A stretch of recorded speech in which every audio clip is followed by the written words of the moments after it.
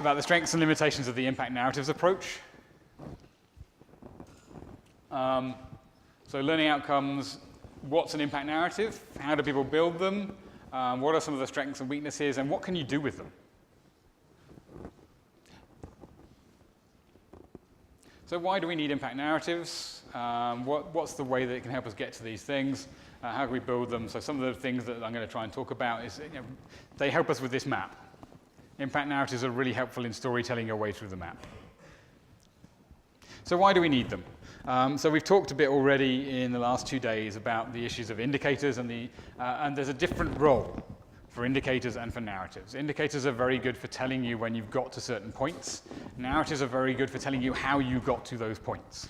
So I think narratives are a really good explanatory tool in impact assessment. They help you with the lessons that you need to learn. So when you're doing analysis type work, in terms of the reason for your impact assessment, it really helps you understand. Using impact narratives helps you understand how you got to where you did and whether there are things you can do to change that, because that process is important. It's also very helpful in communicating the impact. Being able to tell the story of how you got to where you were is a very important communication tool. So what are they? Impact narratives, they're a logical collection of information. It's not just a story. There's some form to it. We want people to be able to understand that there's information in there that's important for them to know, and it's set up in a format that they can work through to see how the things you did led to impacts. It's a storytelling versus a data sorting approach. It's a combination of qualitative and quantitative information often, and it's guiding the reader through your impact process. It's very important to help people walk through what you're trying to tell them about the impacts that you've had. So what are the bits of the mechanism for impact narratives?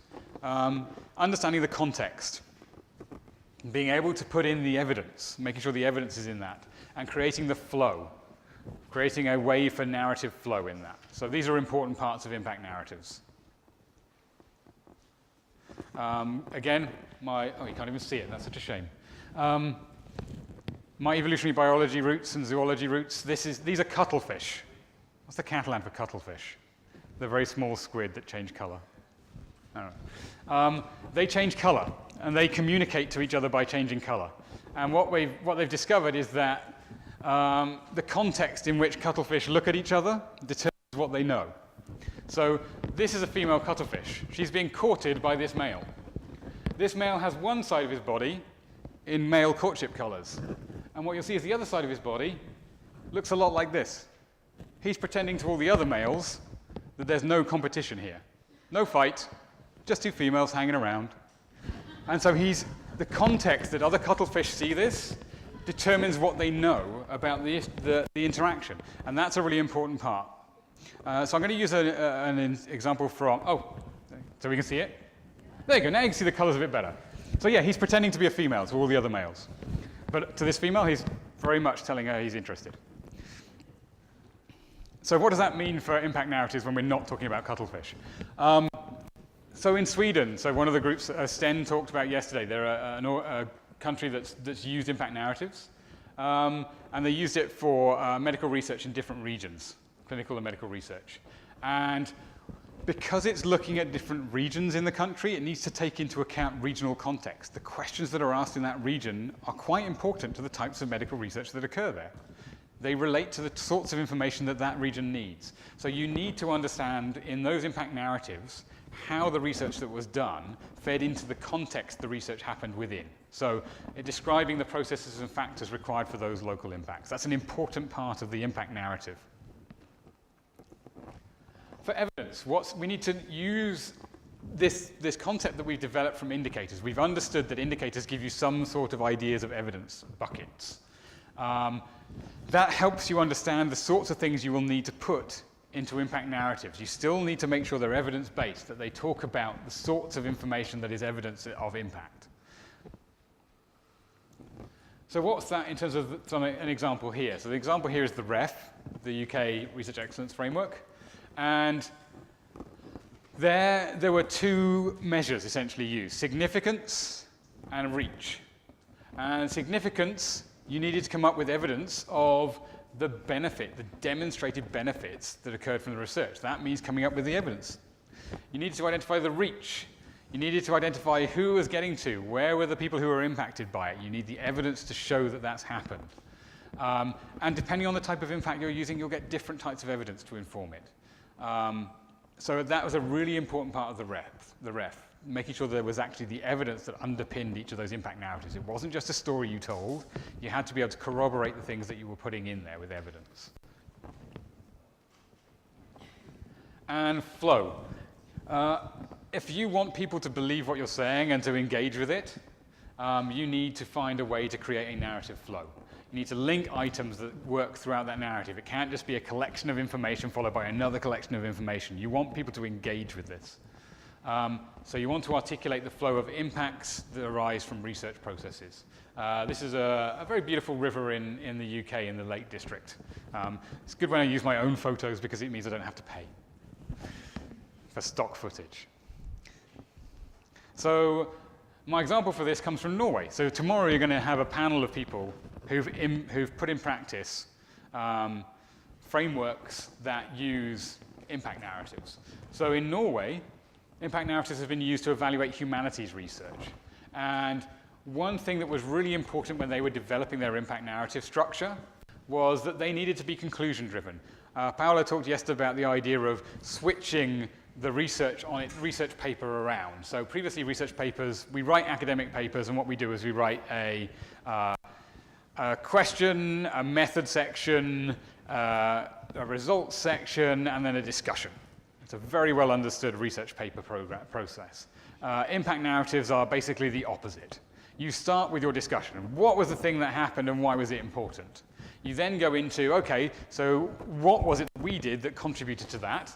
And then you provide examples of how your methods led to that change.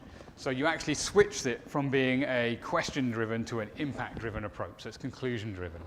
And it's helpful to make sure you're evidence-based and to show that in Norway's example, they wanted a temporal flow. They wanted to show that there was a change that occurred from you putting something into research to something happening at a later stage. So some idea of that being a causality approach.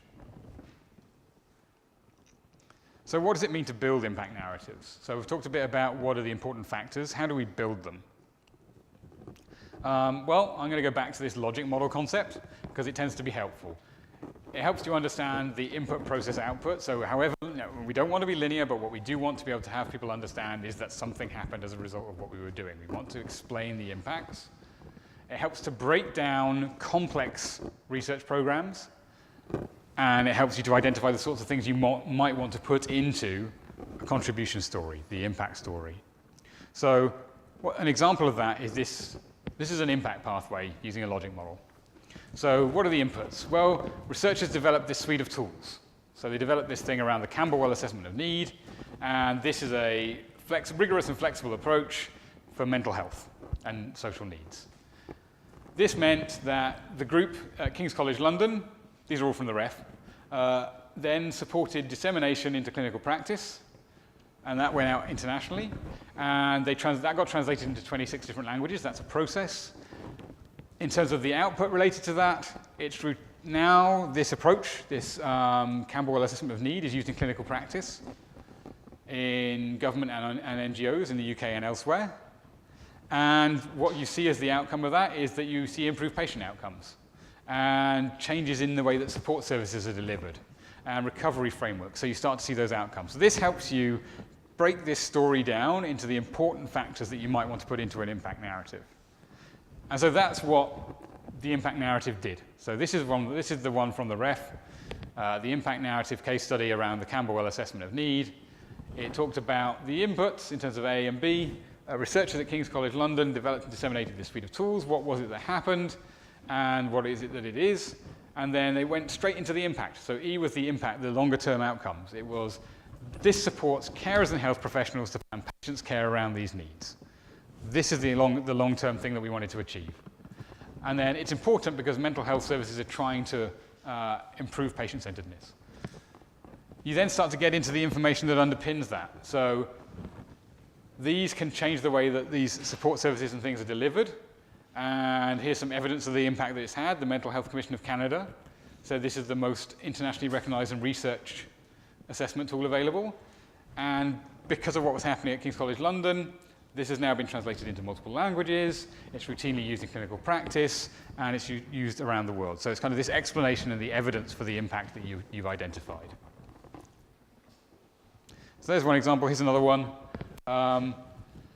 Moving out of health research, because not everything in the world is about health research, however much I might try and make it so. Research in early Christian gospel literature. So there was a news story about a gospel fragment that had been found that claimed Jesus referred to somebody as his wife. And what happened was this person had done some work in it to identify scripts and work out whether it was forgery. And when this claim came out, this person was able to jump straight into the discussion with an evidence base for whether this was a forgery or not. It was the work that he did was then extensively read and reported, so it got into the TV and newspaper, ended up stopping an impact. So there was going to be a TV documentary about this fragment of the gospel, and because somebody had done evidence-based work to identify it as a forgery, there was no longer a TV documentary. So that's a classic example of an impact not happening because of the research. And it transformed the way people understood this internationally. And it stopped a big error becoming part of the public consciousness. So it stopped something happening that would have taken root falsely. And so they then developed their own impact narrative based on that, setting out the issue. This piece of the gospel was supposedly discovered, and then there was an action responding to that from this researcher.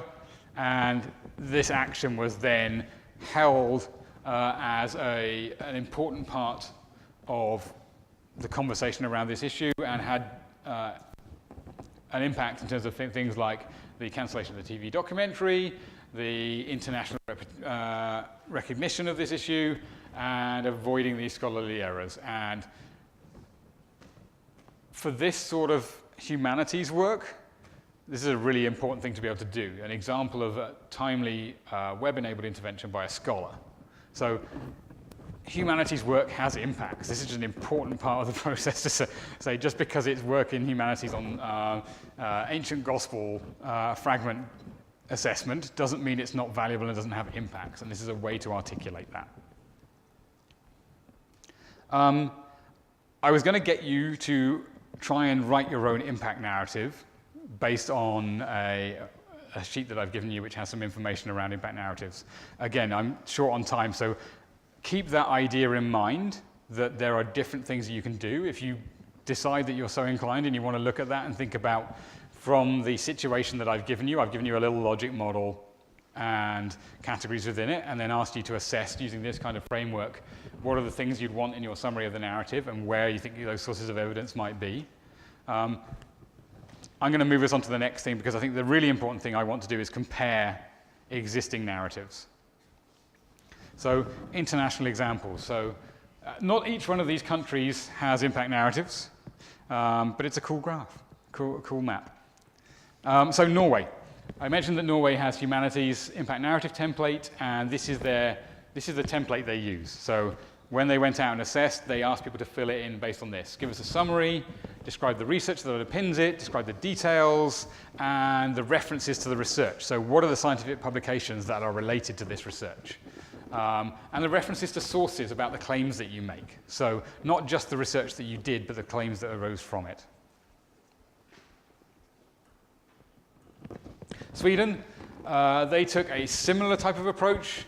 Their approach was this is in the ALF process that Sten mentioned briefly yesterday, so assessing medical clinical research in regions. Tell us what the impact case study is, and then the first thing you tell us is the impact beyond academia. Give us 1 to 3 cases, and the unit of assessment here is a region. It's not an individual project. So give us 1 to 3 cases of the impact of beyond academia of the research that's going on in your region. Then relate that back to the underpinning research that's happening. So what's happening in the publications and the research activities in your region. and relate that into this and the contribution it's had, and then talk through some of the things that made this impact happen. What are the key processes? What were the things that actually factored into this impact happening? Tell us the story of how it went from having the impact that you've arrived at to the things that you were doing and how those two things link to each other. The UK, obviously REF. People have probably seen this before, but this is the standard. This is the REF case study one. It's almost certainly changed by now because they're changing it for 2021. But they were asking for a summary of the impact, followed by underpinning research, tell us what it is that's happened, provide some references to that, and then go into the details of the impact and the sources that corroborate it. So what were the specifics around the impact, and how can you show that this actually happened in the way that you're saying it's happened? It was mentioned yesterday that Cicero in Australia also have a narrative approach. Theirs is less easy to tie down. So I'm not giving you as much information because they don't actually have a structure that's easily publicly accessible. But they basically say it's provided to articulate the nature of the outcome and any assumptions made around it. So the idea is that this is a way to accompany the quantitative economic measures that Cicero already has for its research funding. And they want you to do something that tells them a different story. So tell us about how these outcomes came about rather than just what they are. Particularly where there are things that are non-market evaluation techniques, so things that don't relate to economic benefit. And here, this is my Catalan daughter. So I was here 3 years ago. So she got very excited by the Catalan flag that we had. So this is her raptor. She doesn't look like that anymore. But yeah, so there are. Here within ACOS, I believe there's a narrative template, which is about telling stories about like snapshots of the research that you're doing. Wow, she's going to be on social media more than she's ever been if this gets tweeted out. And that is about, there are the questions here. What's the research about? What's been achieved? How do the citizens benefit? How has the research impact been assessed? And what's the major idea? This is an example of that. It's already happening here. As you move towards this kind of process, expanding it out, there are things that you can build on. And then everybody can be as excited as my daughter was. So what are some of the benefits of impact narratives? And I'm going to talk about this from two viewpoints. Benefits for the system is that, and by system I mean research system or policy system, it's ready-made communication materials. If you ever wanted to be able to go out and tell someone about something that you've done that's great, having a case study that's 4 paragraphs long to drop straight into something is fantastic. There's clear logic of the funding to impact process. Somebody's talked you through how that happened. And you can create this suite of narratives that can help you inform future priorities and future activities. For the researcher's point of view, some of the benefits are you can actually talk about the things as a researcher that you think are most important. You're not being wedged into a set of indicators or being wedged into a particular set of questions in a questionnaire. You actually get to walk through, actually this research was really important because it did this. Researchers tend to consider it's good because it's not reductive. It doesn't reduce what I've done to 4 questions. And you can identify impacts that aren't less quantifiable or that are less applied. So you can start as a researcher to talk about the things that you're really interested in. It's not all roses. There are some drawbacks. For the system, you've got to work with a large amount of data. I don't think anybody at HEFC in the UK was particularly enthusiastic about going through 7,000 case studies. It can be costly, as everybody in the UK has found out. They can sometimes be hard to compare. We're trying to look at humanities against genomics, against astrophysics. How do you create comparisons across them? Should you create comparisons? You need some sort of strong framework so you can link it into the existing performance measures you have. Narratives are almost never done on their own. You also have them as complemented by other existing measures. And you need some form of quality control. You want to make sure that people are telling you the truth, doing it in a way that's explainable and analyzable, so you need some sort of quality control for those narratives. For researchers, it's a new skill. Often researchers have never had to write anything like an impact narrative before, so you need some sort of training for them or guidance. You need the ability to identify where research has gone, and often researchers know the things they had direct influence over. They don't know the next phases, and so they have to get through that process of working out, how do I identify, when I did that piece of research, what are the next 2 phases that lead to those sort of economic and social impacts they're interested in. It's often considered a heavy workload addition, because they're being asked to do something that's not part of their job description. And there's a general feeling as well that people think it's undesirable to be assessed on impact. Lots of researchers will come back and complain about the fact that impact is not the thing that they should be asked about. They should be asked about their research output and how excellent they are. And so trying to get them past that phase of it's not just about excellence, it's about other things as well. That's often a challenge. So some of the strengths and weaknesses, you get rich detail, you can compare impact stories, you can work across disciplines. You can find compelling stories that are tailored to a particular audience. And they're pretty flexible. You can come up with different ways of writing them, and they're fairly agnostic on the sorts of things that you might want to collect as impacts. You haven't wedged people into the particular type of impact that you expect. Weaknesses, they tend to not be representative. So in the ref, for example, there's been lots of complaints about the fact that the impact case studies actually don't represent what's happening across the whole of the university, and therefore using it to assess, to allocate money to the universities is people cherry-picking the best things, and actually it doesn't represent the actual distribution of excellence across the university.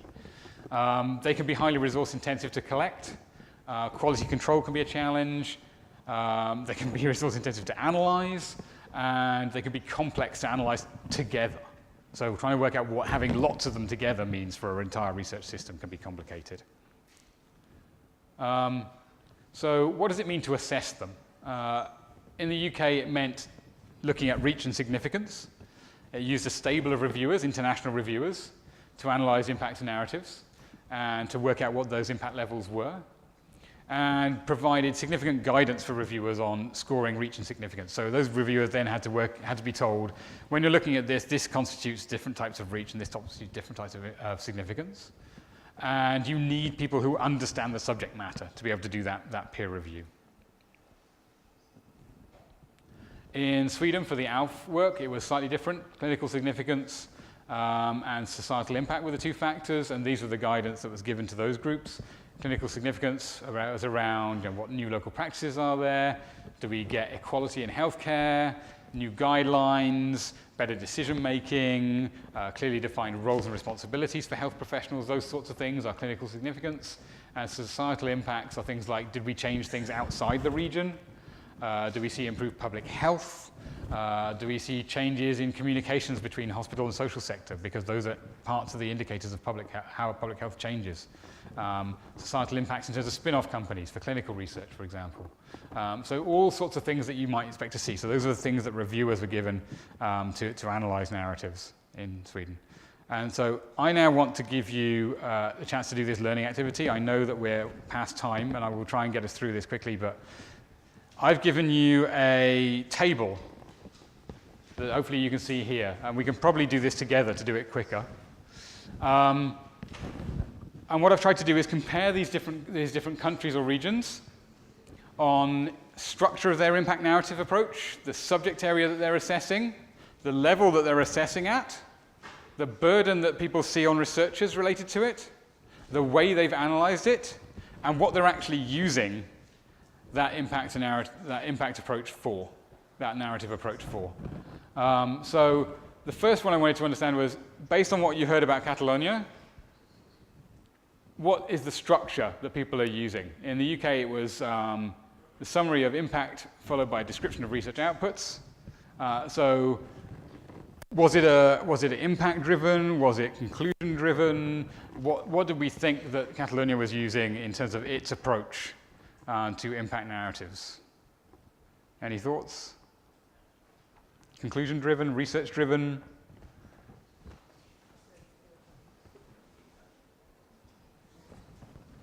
Yeah, I think it's impact-driven. So it's a traditional research impact assessment approach of identifying the impact and then walking through how the research got to that impact. I should have done this as a gradual reveal of all the answers rather than I've got all the answers on the next one. For the subject area, the UK used it for everything. Sweden used it specifically for medical research for ALF, although they tried to use it for everything but weren't successful with the other approach. Australia's using it in all its subject areas. Catalonia's just using it in health right now, is that correct? Yeah. Norway, what was Norway using? Anybody remember what Norway was using it in? Humanities, yep. So they specifically went into humanities. The level of assessment, in the United Kingdom it's the university because they wanted to allocate money to universities. In Norway it's the research institutes or fields of research. In Sweden, does anybody remember what the level of assessment was in Sweden? The regions, yeah, different regions within Sweden. The burden on researchers. Anybody remember any ideas for what people think the burden on researchers was in the UK? I think I called it. I think I tried to be generous and called it significant. Yeah, people were very unhappy with the burden on researchers in the UK. The analysis approach. So in the UK, it was about reach and significance. It was a panel assessment of a panel of experts. In Norway, Cicero does it itself. It internally assesses based on what you give them. In Catalonia, it's a publicly held database. Is that correct? Yeah, anybody can go in and assess them. And in Sweden, anybody remember what type of analysis approach they used? That's a hard question. They talked about clinical significance and societal impact. Those were the two things that they were really interested in. And in terms of the use, generally what you'll see across the bottom is that predominantly it's used for accountability. I have now been able to modify the Sweden one after talking to Sten, and now knowing that they actually do have money invested in this as well, so it's also allocation. So accountability and allocation for Sweden. I don't believe Norway has allocation money associated with the narrative impact process. It doesn't. I know that Australia does not. They use their indicator process for their allocation funding, and in Catalonia it's not used for allocation, it's used for understanding the money that went in. In the UK, anybody know which type of A is used for? It's used for accountability and for allocation, so there we go. Allocation, there we go, there's the answer. So this is one of the few times I give you something that probably does have right answers. And it's easier to do when you have the slides, I apologize for that. But this is an important piece, understanding that different types of impact narratives can be used in different ways for different processes and different purposes. That's really important to know if you're trying to develop something in a region or in a country. I'm going to briefly skim over the idea of what you can learn from impact narratives. I mentioned earlier the work by King's College London on the ref. And I showed you this example, which gave you sort of the different types of impacts. And I'm then going to show you the other example that everybody who ever does a presentation on the ref ever shows. This. This is called an alluvial diagram. This is basically a way of saying, do you know what, when you get 7,000 case studies, you get lots of complicated information that tells you the type of research that you have and the type of impacts that you have on the other side. And then the way you link them suggests there's lots and lots and lots of different ways that research creates impact. There's lots of different pathways. So this was 149 fields of research on the left, 60 impact topics. And what you see is that this identifies how many? 3,709 unique different ways research leads to impact. So we're not going to be creating any indicators on that anytime soon. Let's put it that way.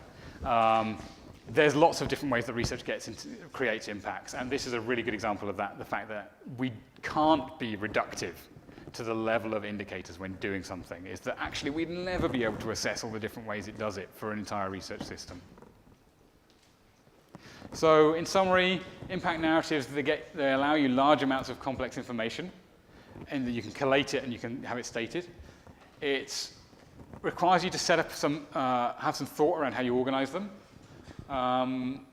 It's important to set up a process for how people build their impact narrative. You can't just let them go off and write whatever they want, because you want to get information and you want to be able to compare and contrast.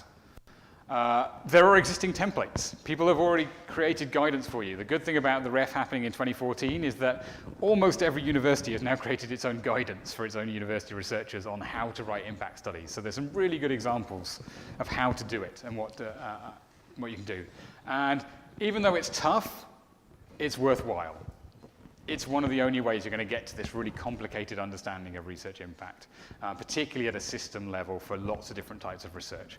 So yes, it can be expensive, yes, it can be problematic, but yes, it's incredibly useful, particularly as something that merges with more indicator-driven approaches that help to underpin. Lots of potential further reading. Lots of these things, I've got links on all of these, so when you get the PowerPoint slides, you'll be able to just click through the links and get some more information on those.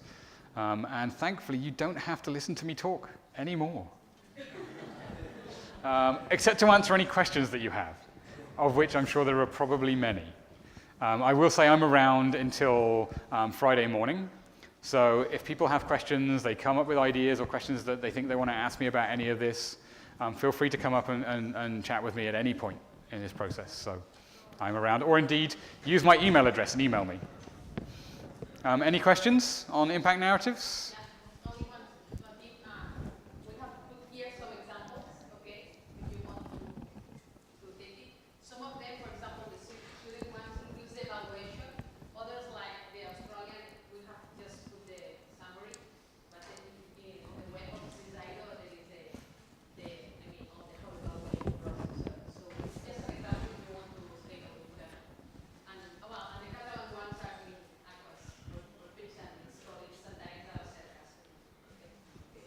Yep, questions? Yeah. Well, I know what I understood you, but are you still considering the indicators together with the narrative itself? Yes. Yeah, okay. So it didn't seem clear to me that. So yeah, I was wondering that you were making the narrative or relating all the process of the research, but the indicators are still there. Oh yes, the indicators are a very useful performance measurement process as well. So when you're managing a research system, indicators are incredibly useful to help you know what's happened over time. Okay. I don't think we're at the stage where we could use impact narratives yet as that kind of performance measurement system. I don't think we have the ability to do that. That doesn't mean I don't think we will be able to in the future. As we get better at the text mining process, at understanding what those impact narratives are telling us, we may be able to get into better guidance on the sorts of things we want to see in them, but I don't think we're there now. We need a combination approach. Okay. Yeah. So there's a microphone just behind you. Regarding the REF, which is probably the biggest effort and it's used for allocation, and that's starting in 2014, does any conclusions about the allocation? As to whether it was appropriate allocation? Yeah, I mean, I know it's not been that long, but no. I mean, it's the first time that somebody used the narrative for allocating money. Which, yes. Which, I mean, has their pros and cons. And is any conclusions or any feelings of how things are going? Lots of feelings. Probably not many conclusions. Are not very happy about it, but HEFKI, who are now part of the UK Research and Innovation Research Institute, whatever they're called, the UKRI, the overarching body that's just opened up, that brings all of the research councils and HEFKI and others together. They were pretty happy with it. They got lots of information that they'd never had before on what universities were doing. So from their point of view, it was great. From the university's point of view, they were generally unhappy. I think some of them were happy that they were able to identify some of the things that had happened. So for example, universities that didn't necessarily have high quality research, as using the traditional academic quality measures, were able to talk about things that they'd done that were very applied in their local context. And so they were relatively happy with it changing. I don't think anybody yet knows what the impact on behavior is, other than the fact that people now know how better to write impact narratives, and that universities are starting to employ research impact professionals. So we went from having, I haven't been in the UK for 10 years. UK went from having tech transfer offices to now research impact leads. So, for example, the University of Lincoln, who are not, they're not a big university by any stretch of the imagination, not a traditional research university, have just employed one of the leading research impact practitioners in the UK, a woman called Julie Bailey. And she's been brought in specifically to help them tell the impact story of what the university's been doing. So fund her part-time, 50% of her time is to do her research on research impact, and 50% of her time is to tell the great story of all the things that Lincoln University is doing. So you see changes to the system. Whether that's going to create more impactful research, we don't yet know. I mean, I agree there's more information, but that also costs lots of money. Yes, and I think one of the things so that... I don't know if it was cost effective. Of course, you get a lot of information, but it was worth the money you put on it. And I think the answer is that they probably think no. They probably think it was too expensive, and what comes out of this week's discussions in the UK will determine on how much money they're going to put in, how much the next phase will cost. And my guess is that they'll cut some of it back and do it slightly cheaper, partly because they've now got lots of information from being able to mine huge amounts of data. So I think they'll do things in a slightly cheaper way in the future, because I don't think anybody will want to invest that amount again in this impact assessment. It's funny, so one of the things that came up in the Canadian Academy of Health Sciences work was how much should you spend on impact evaluation of research? And for program evaluation, people like to say you should spend about 10% of your program budget on evaluation, so that you get better at what you're doing on the program that you're delivering. And we said, okay, we'd love 10% of the research budget to do research evaluation. We know we're not going to get it. If you can get 1% of a research budget related to research impact assessment, we'd be ecstatic. We'd have a much better idea of what's going on. And compared to the amount of money that the UK invests in research and research infrastructure, the amount the REF cost was peanuts. So realistically, yes, it's a large amount on its own. Compared to what they're trying to assess, it's really not very much. So I think that it's important that they will modify how it's done. Yeah, Ismail, sorry. No, the impression of success on the part of So the impression of success, I think, is shown by the fact that the percentage of impact went from 20% in 2014 to 25% in 2021. Yeah. So they're increasing 5% the percentage. Related to impact, yeah. So that they view this as something positive. I think politically, they are inclined to move to a more impact-driven approach. It's what they want. They want to recalibrate a research system that is not just ivory tower academic benefit. They want to be able to showcase that doing good research can also have good outcomes. And this is one way to force people to think about that. So I think this is one of the reasons that they consider it a success, and they want to move further in that direction. Any further questions about impact narratives? I know it's lunchtime, so. Okay, ask me questions if you want to during lunch or any time after. Thanks very much.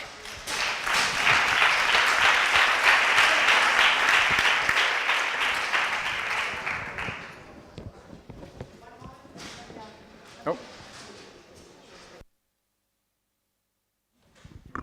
Yeah, well, Oh, yeah. okay. So I'd like to thank on behalf of the organizers and the RIACAT team, Eddie Nason, because he's been very available all through this morning, and because he's showed his enthusiasm in participating in the different sessions, his involvement and also in preparing the contents, and also he's been making himself available also for the active learnings in the afternoon. So we may think if any of us can do the active learning in English, because he's willing to participate in some, so maybe we can try to, at least try to do at the beginning and see what happens, so he can also participate with us. Is that okay for you? That's great. If you think I can help, feel free to include me. Yeah. Even if you have a conversation in Catalan and then a question comes up and you think it's something I can help with, flag me, bring me over, give me a brief explanation in English, and I'll try and help out. So yeah, and actually this morning, early this morning, when we read his briefing, his resume, his background, we didn't mention two things. One, that he's he knows everything about it, so yeah, he makes it clear in the morning, but even if it's tricky. And second, his willingness to participate with us in all through the week, so we can have him around and ask him whatever we need to. good things about the international school and the approach is that everybody who's faculty is will make themselves available for questions. So I still have people who did the course in Banff in 2014 email me questions or call me up on my work line to say, oh, I'm trying to do this impact assessment. How do I fit this kind of indicator into this kind of process? So don't be afraid to come to me 2 years down the line and ask me a question. Because like bibliometricians and health economists, research impact specialists really like talking about research impact. So yeah, I'm happy to always be on call. So thank you, Eddie. Thanks a lot.